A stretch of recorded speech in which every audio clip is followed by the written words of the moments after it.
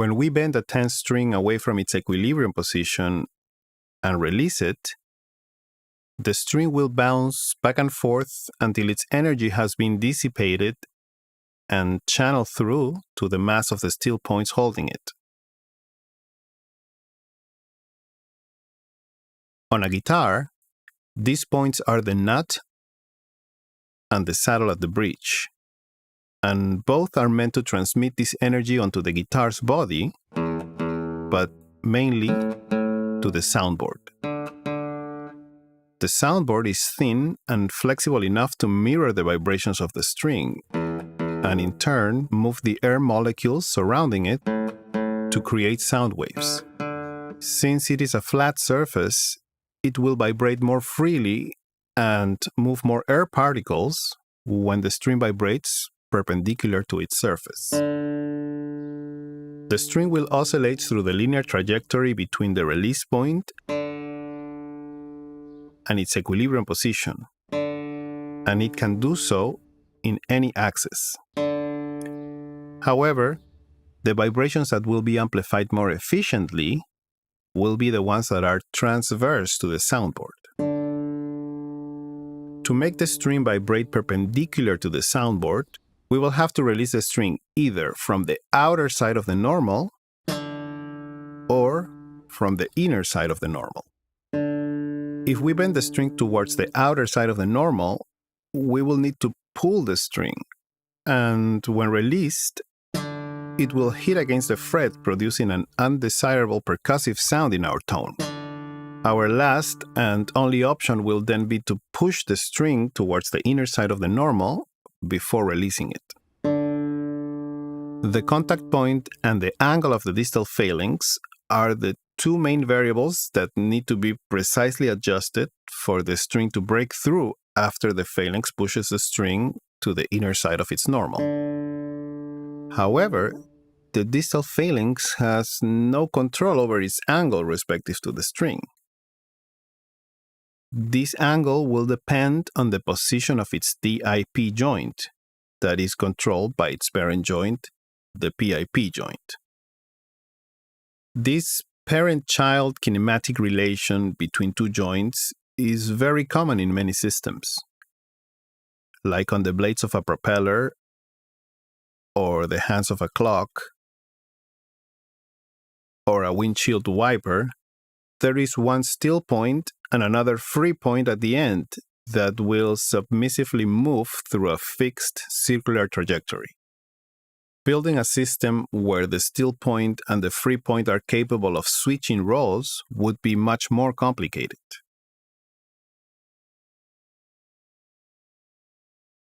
In a two-joint system, we will be able to change the length of the radius without changing the mass of our system, or even coordinate the rotations to make the free point navigate through linear trajectories.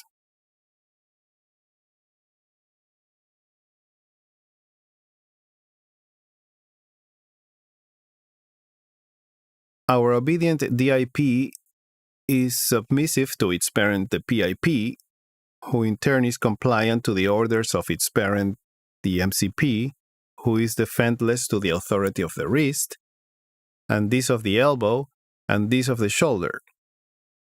In this forward kinematic system, our distal phalanx is the last link of the chain, and thus its stability will be disturbed by the movement of any of the other joints. However, since its contact point with the string is a still point, the whole system will have to be capable of reversing itself and work with inverse kinematics to control the angle of the distal phalanx respective to the string.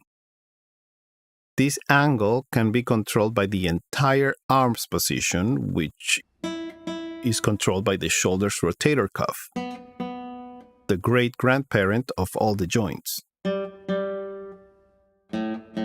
Once the arm has produced an optimal angle for the distal phalanx, the DIP and the PIP can lock their angles and allow the MCP to flex and pluck the string.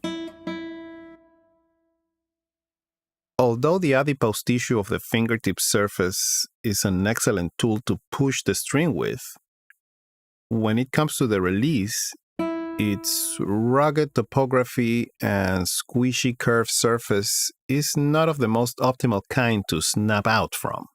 A properly sized and shaped nail can become a smooth path for the string to slide through towards its free edge, where it can suddenly break free. The nail has a natural curve on its plate and a natural curve on its folds.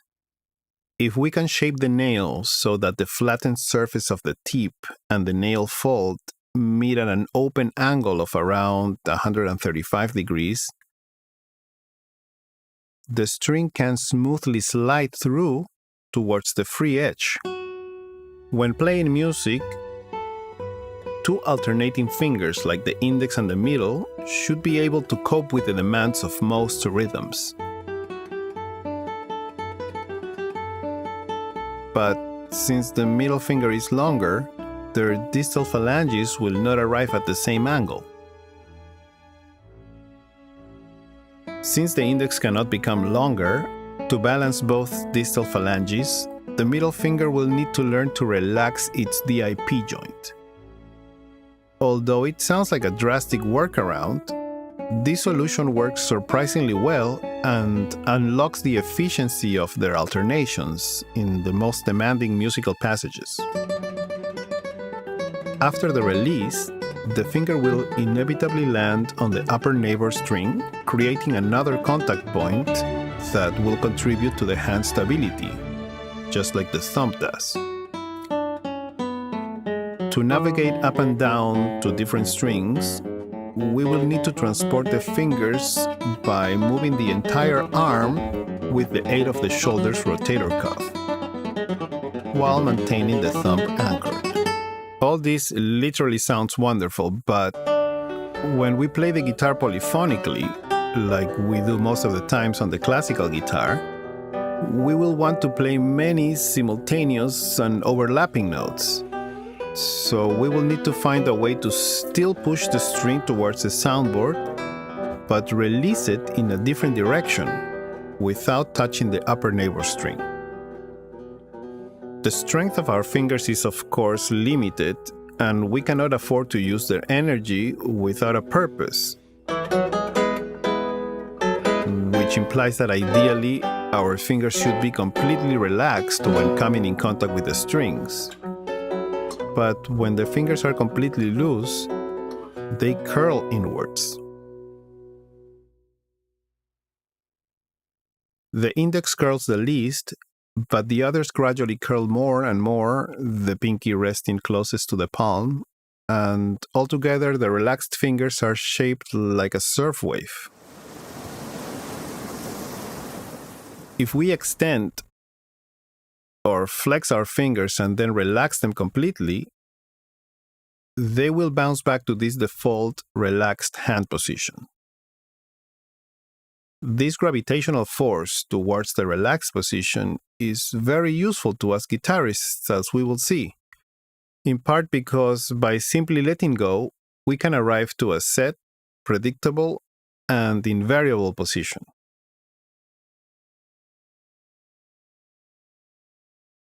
The wonderful gift of nature to all guitarists is the geometry of the relaxed index finger, where the knuckle joint, or metacarpophalangeal joint, aka MCP joint, and the proximal interphalangeal joint, aka PIP joint, can independently move the fingertip through two different trajectories that intersect with each other. Each joint can independently move the tip of the finger through a portion of a unique circular trajectory, where the joint is the center and its distance to the tip its radius. If we compare the arcs that each joint can produce from the relaxed position, we see that each joint can move the tip in two different trajectories and through two intersecting axes. The flexion of the MCP joint is controlled by the lumbrical muscles, which arise from the flexor tendons on the palmar base of each finger and sweep around the lateral side of the proximal phalanx until they attach to the extensor tendon on the dorsal side of the finger, producing a simultaneous extension of the PIP joint while flexing the MCP joint when contracting. This muscle is responsible for the upper stroke when writing.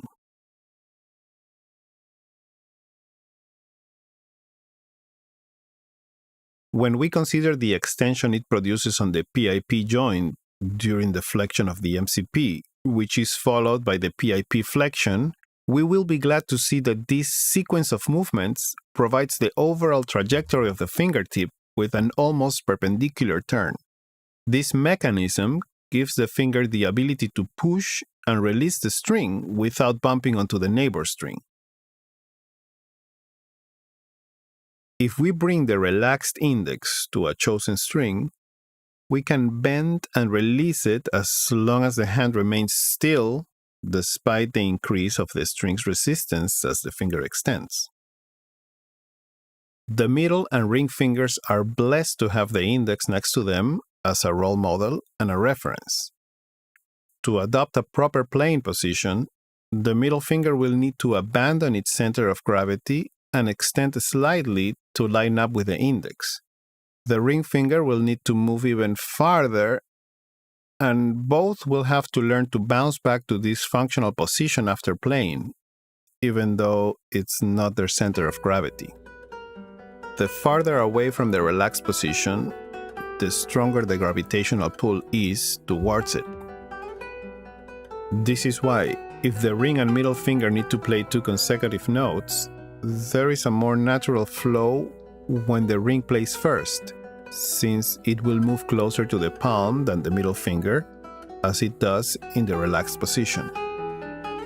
The ring finger's effort to remain extended will become more stressful if the middle finger plays first and the ring has to wait for its turn.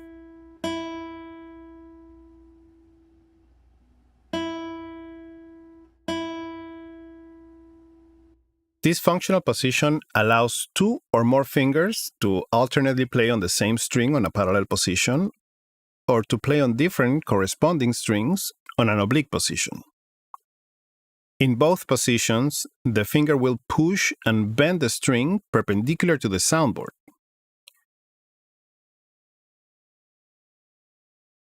Only the angle between the string and the release trajectory will vary on each position, but this should not affect the volume of our sound.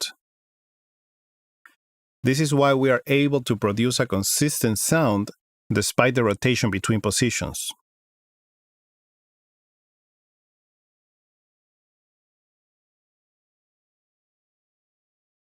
The amount of rotation needed to get from one position to another can be reduced by a slight extension of the middle and ring fingers on an oblique position and a slight flexion closer to the relaxed hand position on a parallel position.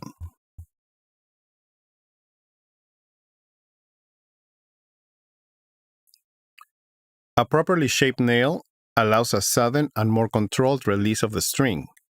And even if we only engage the PIP and not the MCP, the string will move from the nail fall to the free edge and will still follow a trajectory that is perpendicular to the soundboard.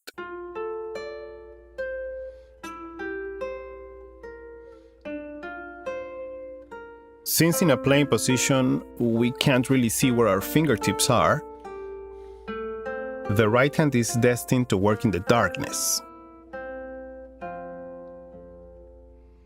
The only information as to the location of our fingers in respect to the strings comes through our sense of touch. Each contact point is like a light bulb, but none of these are static nor permanent. So it is extremely helpful to have the thumb anchored on the string above the one assigned to the index to monitor the hand's position and help with its stability.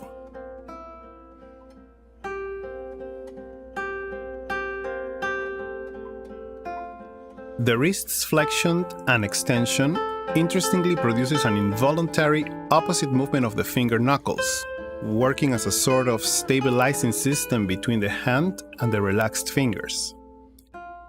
We can position the index and thumb tips near each other while they are relaxed by calibrating the angle of the wrist.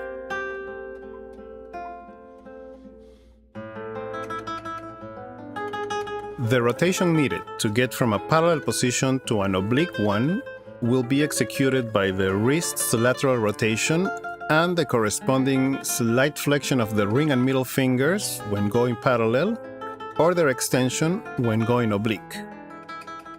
As a consequence of this rotation, the index, together with its anchored neighbor the thumb, will be displaced by two strings or two positions downwards when moving towards a parallel position, and by two strings or positions upwards when moving to the oblique position. The fingers rely on the stability of the hand, which in turn depends on the stability of the wrist. To remain still, the wrist needs to perform a so-called isometric contraction, in which it will maintain its angle despite the gradual increase of the string's resistance as we bend and release them.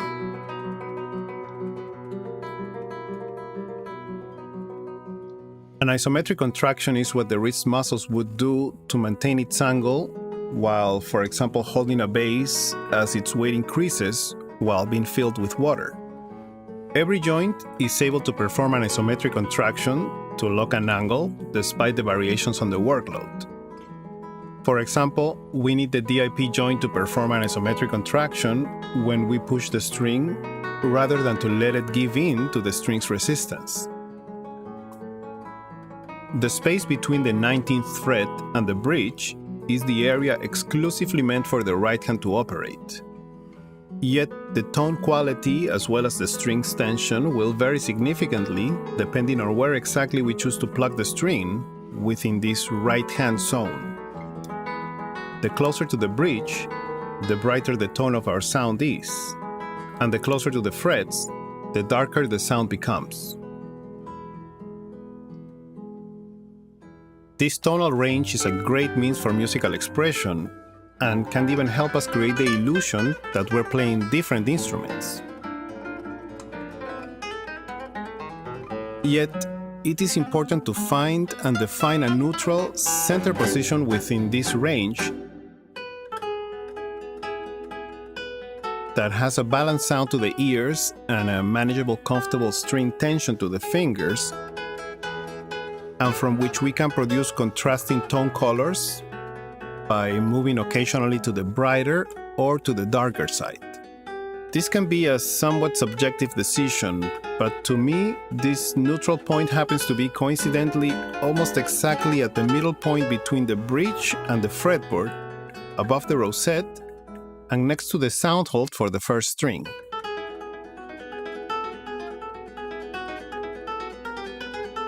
When we bend the string, we create an angle with its equilibrium position at the saddle. The size of this angle reflects the level of energy accumulated, which will determine the volume of our sound when releasing the string. The farther the finger is from the saddle, the more we will need to displace the string to produce the same angle size. This is why it seems like the string is heavier or more tense when closer to the bridge, and more loose when closer to the fretboard. The same increment on the angle and sound volume can be accomplished with a shorter displacement of the string closer to the bridge than farther away from it. The authority of the fingers over the strings depends on the stability of the hand as well as the stability of the guitar. The stability of our instrument is crucial for our fingers to work with control and precision, but one logical step before creating stability is to find balance. The center of gravity in most classical guitars is located at around the 13th or 14th fret, which means that any straight line that crosses through it will distribute the weight evenly on each side.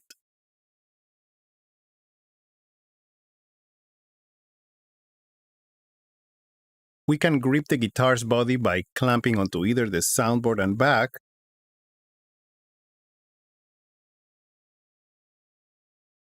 or onto the sides.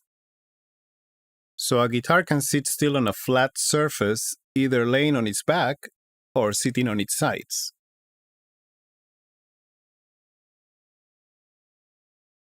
When sitting on a chair, our leg sides are the closest thing similar to a flat horizontal surface. If we elevate our left leg by stepping on a footstool, the guitar waist will fit on it like a piece of a puzzle. For the guitar to be balanced, though, we will need to sit close enough to the edge of our chair, abduct our legs, and rotate the guitar until the line between the waist and the center of mass is parallel to Earth's gravity. This position will place the guitar neck at about 45 degrees. We can lock this position by letting the button binding edge of the back rest on our right thigh, near the symmetry line, and creating a grip with our right forearm resting over the edge of the soundboard on the lower bout. The direction of this clamping force is neither parallel to the soundboard nor the sides, and therefore it stabilizes both axes simultaneously, allowing us to hold the guitar firmly and our left hand to move freely. In a parallel or in an oblique position, the fingers are each assigned to a specific string.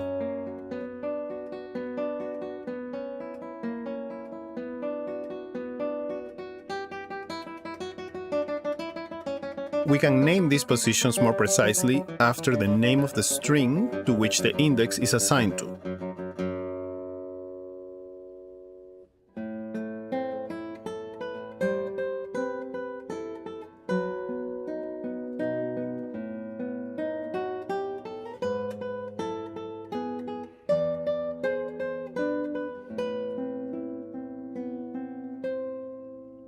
The most efficient way to transport the hand to different positions without changing the angle between the fingers and strings is to assign this role to our shoulder's glenohumeral joint, which is a ball in a socket joint.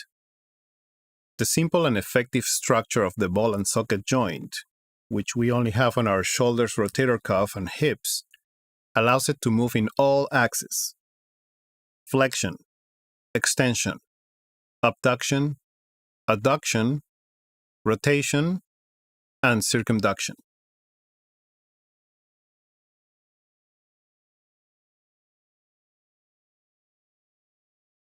Since our glenohumeral joint is the joint with the widest range of motion in our body, we don't need to move the collarbone or the scapula, that form the shoulder girdle, to transport the fingers to different positions.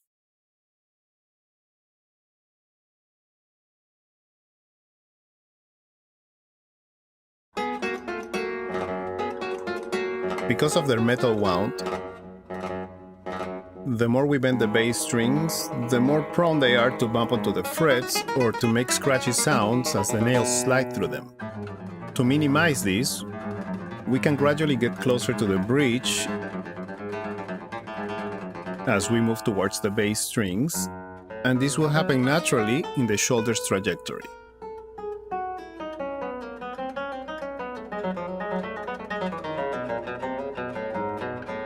The opposite will happen if we allow the elbow to transport the fingers, and yet we tend to do this intuitively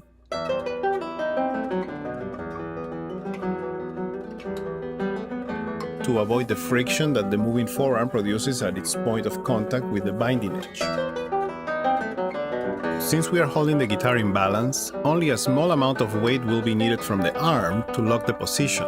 And if we wear a long-sleeved garment or a piece of smooth fabric on the forearm, we will minimize the friction and be able to move our arm to transport the fingers to different positions while keeping the guitar steady.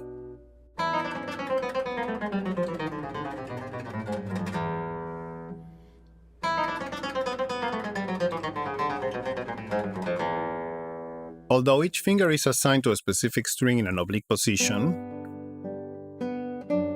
when needed, each finger should be able and willing to occasionally visit their neighbor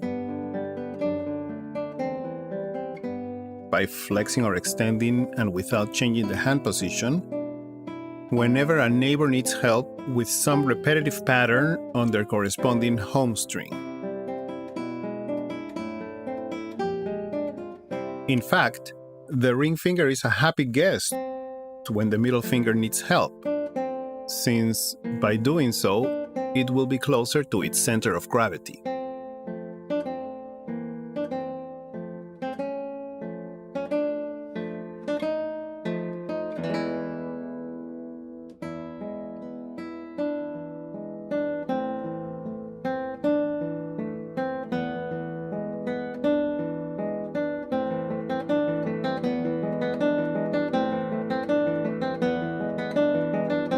Likewise, since the middle finger is long, it won't mind extending to help the ring if needed.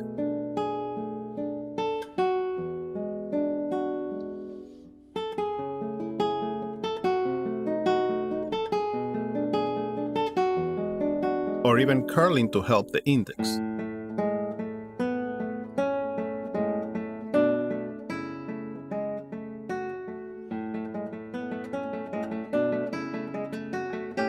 In turn, the index can help the middle by extending to its string.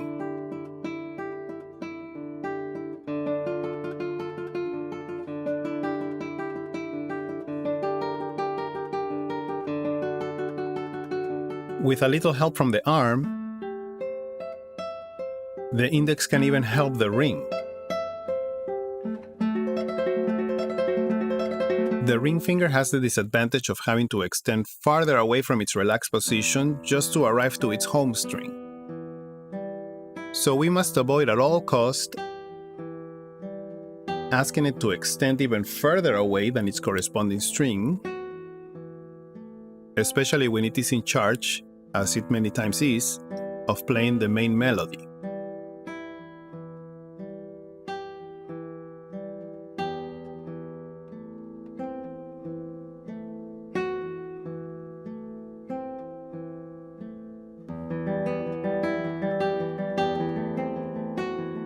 If it ever needs to go farther than its corresponding string, we will be better off changing the hand position to transport the ring finger to whatever string it needs to play, and make the index and/or middle fingers flex to reach their strings instead.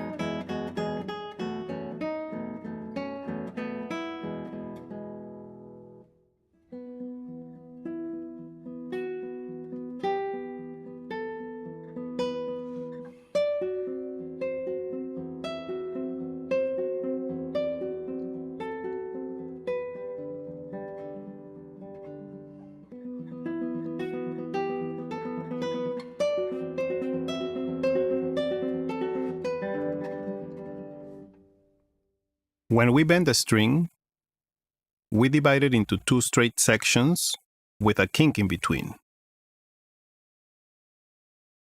This kink, which will be imprinted on the string, will travel back and forth through it, and its shape will determine the quality of our sound.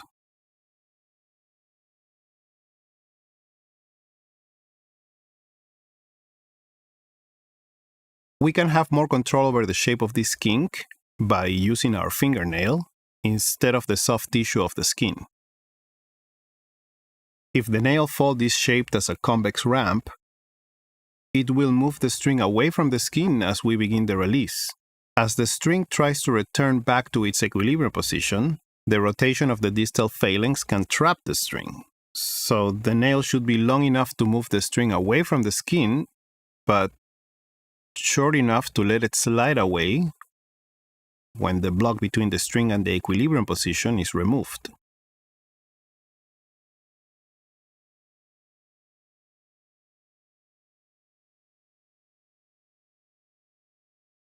Even though the thumb looks shorter than the other digits since it only has 2 phalanx, as opposed to the 3 that each finger has, its carpometacarpal joint at its base is the only saddle-type joint in the hand.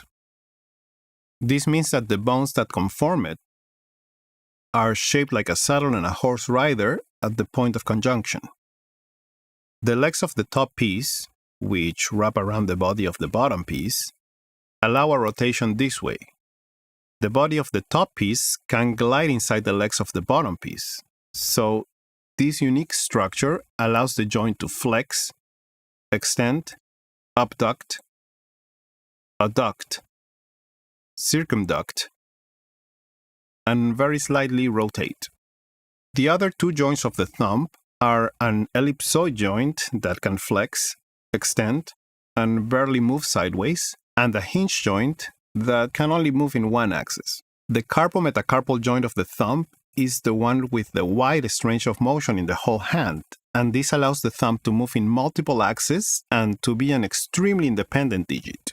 Comparably, the carpometacarpal joints of the index and middle fingers have no movement at all, while the ring and pinkies can move very slightly if needed. Its carpometacarpal joint's superior range of mobility allows the thumb to be the only truly independent member of the team, able to navigate through different strings with no help from the arm. While the fingers depend on the arm to take them to different positions, the thumb can move from one string to another all by itself. The thumb can stabilize itself and stay on the same string while the arm moves to take the fingers through different strings.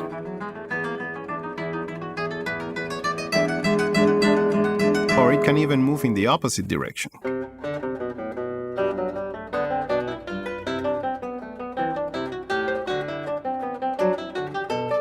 When required to play, the thumb will stop being an anchor and work on the strings above the ones assigned to the fingers.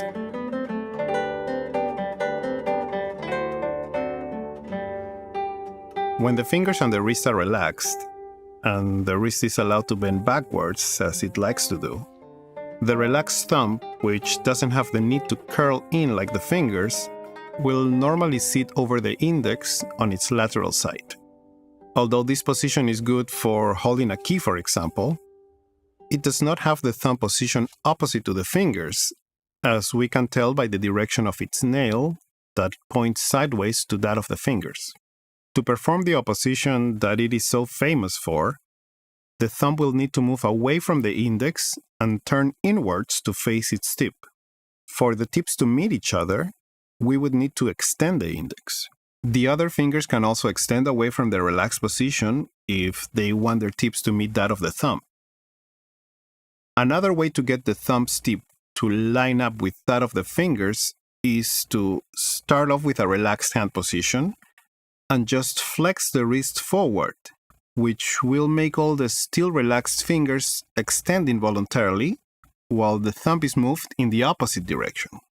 Just like the flexion of the MCP joint produces an involuntary extension of the DIP joint, the flexion of the wrist produces an involuntary extension of the knuckles, and vice versa, which places the tip of the relaxed fingers closer to the thumb's tip without them making any effort. This is why when we snap our fingers, we flex the wrist for the middle and thumb to meet and push against each other, and extend the wrist for them to separate. The wrist's medial range of motion is of about 130 degrees, and yet, without the interference of an external force, such as gravity, the relaxed wrist likes to sit very close to the end of its range of extension and far from the end of its range of flexion. So when we flex the wrist slightly forward, although the wrist is away from its relaxed position, it will be around the center of its full range of medial motion. If the strings are presented to a relaxed hand, the thumb will need to extend outwards to find its corresponding bass strings, making contact with the lateral surface of the distal phalanx. The thumb can then bend the string inwards and release it by turning down and outwards. The carpometacarpal joint alone can produce the movements in all these axes. Even though the DIP and MCP joints are closer to the tip of the thumb, we don't need them to interfere with the carpometacarpal joint maneuvers. So it is preferable to keep these joints still by making them perform an isometric contraction and allow the carpometacarpal joint to bypass them and take control of the tip's movements. Fortunately, we don't need to consider using one of these to produce a narrower kink on the string. If we let our thumbnail grow and shape it with a gentle convex curve, the nail can make contact with the string if we slightly increase the angle between the thumb and the string. As the angle increases, the more nail will cross through the string, so the less its length needs to be.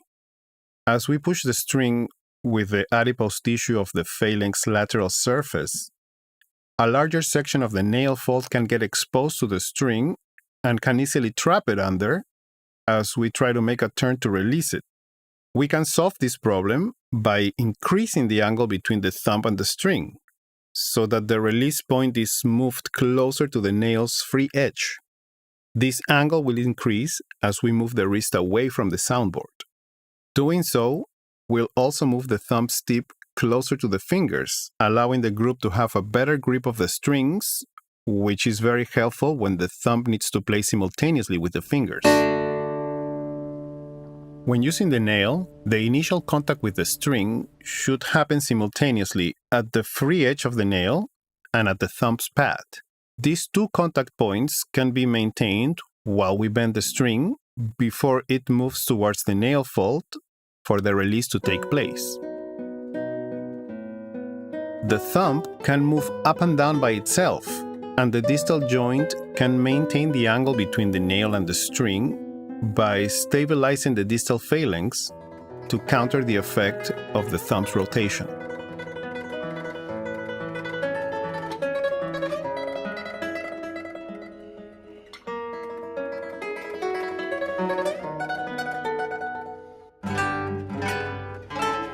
Just like the thumb must anchor when it's not playing,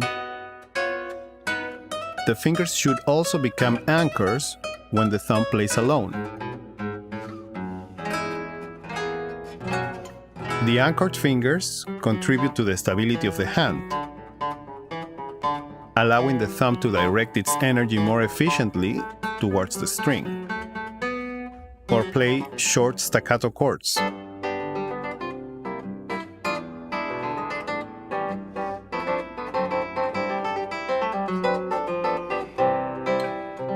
Having the fingers as anchors allows the hand to use the strings as rail tracks to move horizontally with confidence.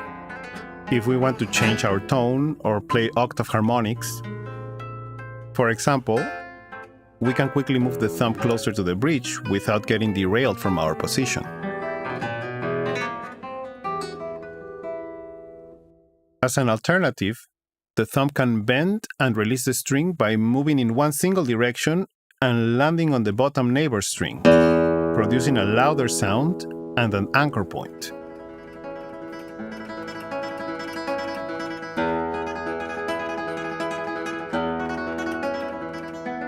To minimize the string's resistance, we can perform this so-called rest stroke using the pulp and avoiding the nail. This can be very useful when the thumb has to play far from the index, at the end of its range of extension, where it's harder to use the nail, as well as to add more colors to the thumb notes. The softness of the skin makes it easier to slide through multiple strings with less resistance. Besides the anchor points,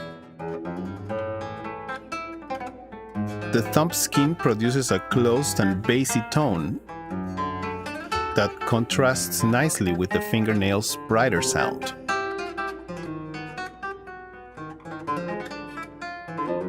The softness of the skin can slow down the release, so we will need to invest slightly more muscle power to play louder.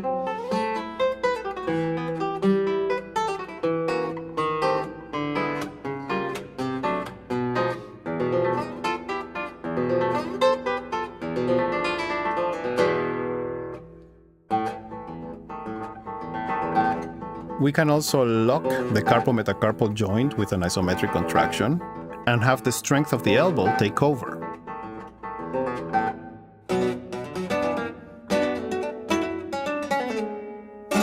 The possibilities are endless. For example, in flamenco music, Many times the fingers can step outside of these positions, or the thumb can pretty much take over the strings, and it can even engage more powerful muscles like the ones that rotate the forearm.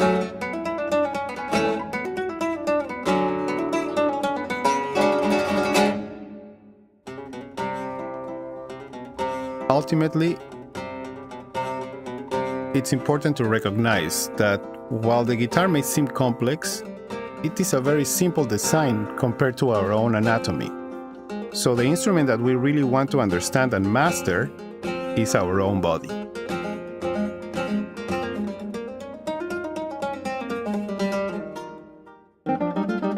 Dear friends, thank you so much for your incredible feedback and support.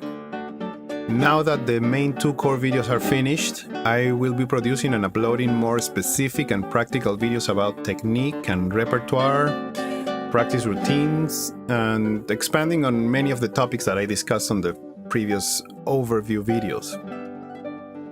Your support is essential to make all this possible, so please consider subscribing to my channel or becoming a member for early viewing of my content without ads. So thank you again, and I will see you in the next video.